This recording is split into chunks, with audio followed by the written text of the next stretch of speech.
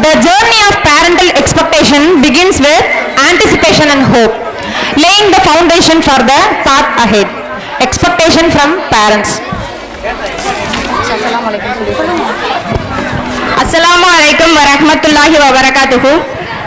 Expectation from parents: regular attendance, ensuring your child attends school regularly and arrives on time. Supportive environment, creating a supportive environment at home favorable for learning. Communication, maintain open communication with the teachers and school staff regarding your child's progress, concerns and achievements. Homework completion, encouraging and assisting your child with homework assignments and projects. Parent-teacher meetings, attending parent-teacher meetings and inform to know about your child's academic and behavioral progress. Discipline, instilling discipline and respect for school rules and regulations in your child. At the same time, it should be implemented at home also. Involvement, participating in school events, activities and volunteering opportunities to support the school community. Healthy lifestyle, encouraging healthy habits such as regular exercise, balanced nutrition and sufficient rest to promote overall well-being and academic success. Respect, teaching your child to respect teachers, peers and school property. Reading habit, encouraging your child to develop a habit of reading and provide access to books and educational resources at home. Thank you. Assalamu alaikum. அஸ்ஸலாமு அலைக்கும் வரஹ்மத்துல்லாஹி வபரகாத்துஹு. இதுவரைக்கும் எங்கள் ஆசிரியர்கள் மற்றும் நிர்வாகத்தின் ஒத்துழைப்பால் செயல்படுத்தப்பட்ட அனைத்து செயல்பாடுகளையும் உங்கள் முன் சமர்ப்பித்தோம். உங்களிடமிருந்து எங்களுக்கு கொஞ்சம் சில எதிர்பார்ப்புகள் இருக்குது, அதை உங்கள்கிட்ட சொல்லணும்னு ஆசைப்படுறோம். ஒத்துழைப்பு தருவாங்க அப்படின்னு நம்பிக்கை எங்களுக்கு இருக்குது. அதில் சில விஷயங்களை உங்கள் முன்னே இப்போ சமர்ப்பிக்கிறேன். ஃபஸ்ட்டு சரியான வருகை. பிள்ளைங்க 9:20 தான் நம்ம ஸ்கூல் டைம் சொல்கிறோம், ஆனாலும் 10:30 10 o'clock சில பேரண்ட்ஸ் வரீங்க. குவைட்டாக சொல்லும் போதே கொஞ்சம் கஷ்டப்படுறீங்க. அதனால உங்கள் பிள்ளைங்க மட்டும் பாதிக்கப்படுறது இல்லாமல் மற்ற பிள்ளைங்களும் சேர்ந்து பாதிக்கப்படுறாங்க. அதே மாதிரி தான் வேன் விஷயமும். காலையில் வேன் லேட் ஆனால் கரெக்ட் டைமுக்கு நிற்கிற பிள்ளைங்க சோர்வடைஞ்சிடறாங்க. அதனால சில கம்ப்ளைண்ட்ஸும் வருது. தயவு செஞ்சு அதை அவாய்ட் பண்ணிக்க மாதிரி கேட்டுக்கிறோம். ரெண்டாவது ஆதரவுனா சூழல். ஒரு பிள்ளைங்க ஸ்கூல் முடிச்சுட்டு வராங்க, படிக்கிறாங்க அப்படின்றப்போ ஒரு பேரண்டாக உங்களுடைய ஜாப்காக நீங்கள் ஃபோனோ இல்லை மொபைலோ லேப்டாப்போ ஏதோ பார்க்கலாம். பட் பிள்ளைங்களுக்கு வந்து அப்பா ஃபோன் பார்க்குறாரு, நாமளும் ஃபோன் பார்க்கணும் அப்படின்னு தான் தோணும். அதை நீங்கள் அந்த சூழலை பசங்களுக்கு புரிய வச்சு இது தப்பு இது சரி அப்படின்றத பசங்களுக்கு எடுத்து சொல்லுங்கள். மூணாவது, ஒரு ஸ்கூலில் பிள்ளை படிக்கிறோம் அப்படின்னா ஸ்கூலுக்கு அட்லீஸ்ட் 1 monthக்கு ஒன்ஸாவது பேரண்ட்ஸாக வரணும். நாங்கள் மீட்டிங் வச்சா கூட வர்றதில்ல. அப்போ உங்கள் பிள்ளைங்களோட எஜுகேஷன் எப்படி இருக்குன்னு நீங்கள் எப்படி தெரிஞ்சுப்பீங்க?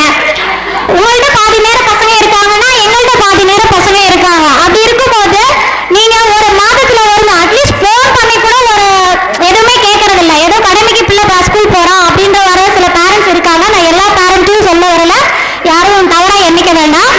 அடுத்தபடியாக வீட்டு பாடம் டெய்லி நம்ம வந்து ஹோம்ஒர்க் கொடுக்குறோம். அந்த ஹோம்ஒர்க்கை வந்து பர்ஃபெக்டாக முடிச்சுட்டு வந்தால் தான் ஒரு கண்டினியூட்டி இருந்தால் தான் அவன் மறுநாளும் தொடர்றதுக்கான வாய்ப்பு சரியாக இருக்கும். கண்டினியூட்டி இல்லாமல் வந்தானா பெண்டிங் ஒர்க் எழுத வைக்கிறோம். அதனால அவன் சில பாடங்களை கவனிக்க முடியாமல் போகுது. அதனால தயவு செஞ்சு பிள்ளைங்களுக்கு கொஞ்சம் ஹோம்ஒர்க் ஃபாலோ பண்ணுறதை சரியாக பண்ணி அனுப்புங்க. நெக்ஸ்ட், பெற்றோர் ஆசிரியர் கூட்டம். உங்களால் வர முடியல அப்படின்றதுக்காக தான் ஏதோ மாதத்தில் 3 டேர்ம் இருக்கு, 2 டேர்ம்ல 3 மாசத்துக்கு ஒரு தடவை ஒரே ஒரு நாள் தான் உங்களை நம்ம கூப்பிடுறோம். அந்த டைம்ல கூட பிள்ளைய மார்க் எப்படி படிச்சிருக்கா, என்ன பண்ணியிருக்கான், நம்ம போய் பார்த்துட்டு வரோம். நம்ம பிள்ளை மார்க்கை பார்க்கறது நமக்கு எவ்வளோ பெரிய சந்தோஷம்.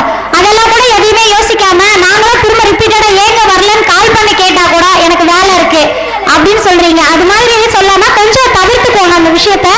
பிள்ளைங்களோட மார்க்ஸ் அப்பப்போ வந்து பார்த்துட்டு பிள்ளையோட ஹெல்த் விஷயமா இருந்தாலும் நிறைய விஷயங்கள் நாங்கள் கால் பண்றோம். அப்போ கூட சில பேரண்ட்ஸ் கால் அட்டென்ட் பண்றதே இல்லை. அதையும் கொஞ்சம் பார்த்து ஃபாலோ பண்ணிக்கோங்க.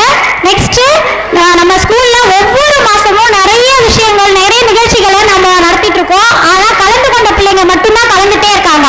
நிறைய பிள்ளைங்க அதை அவாய்ட் பண்றாங்க. கேட்டா வீட்டில் அம்மா வேணான்ட்டாங்க, அப்பா வேணான்ட்டாங்க, அது மாதிரி பல காரணங்கள் வருது. உங்க பிள்ளைங்களும் இப்போ ஸ்டேஜில் ஏறி பண்ண பிள்ளைங்களை மாதிரி பார்த்தா உங்களுக்கும் சந்தோஷம் இருக்கும் இல்லையா? அந்த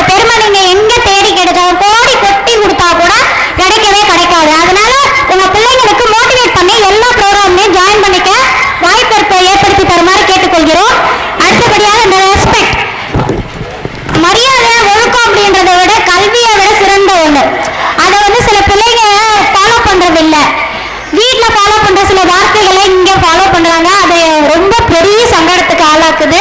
அது வீட்டில் இருக்கும் போதோ இல்லை சுற்றுச்சூழலில் இருக்கும் போதோ பேசுகிற தவறான வார்த்தைகளை காதில் கேட்காத மாதிரி பிள்ளைங்களை கொஞ்சம் பார்த்துக்கோங்க.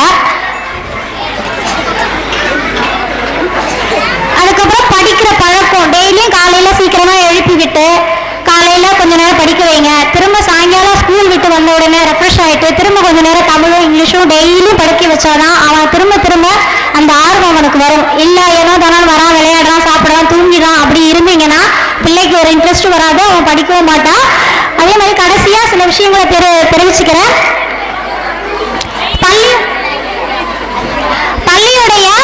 மாணவர்களுடைய கற்றலையும் ஆசிரியர்களுடைய கற்பித்தலையும் முக்கியத்துவம் கொடுக்கிறோம். அது எந்த அளவுக்கு நாங்கள் என்னென்ன வழிகளில் செயல்படுத்த முடியுமோ அனைத்து வழிகளையும் செஞ்சுட்டே இருப்போம். இனிமேலும் செஞ்சுட்டே தான் இருப்போம். அதுக்கு உங்களுடைய ஒத்துழைப்பு எங்களுக்கு கண்டிப்பா வேணும். ஒரு கை தட்டினா ஓசை கிடைக்காது, 2 கை சேர்த்து தட்டினாதான் ஓசை வரும். அதனால உங்கள்கிட்ட அன்புடன் கேட்டுக்கொள்கிறேன், தயவு செய்து ஒத்துழைப்பு கொடுங்க. Thank you so much.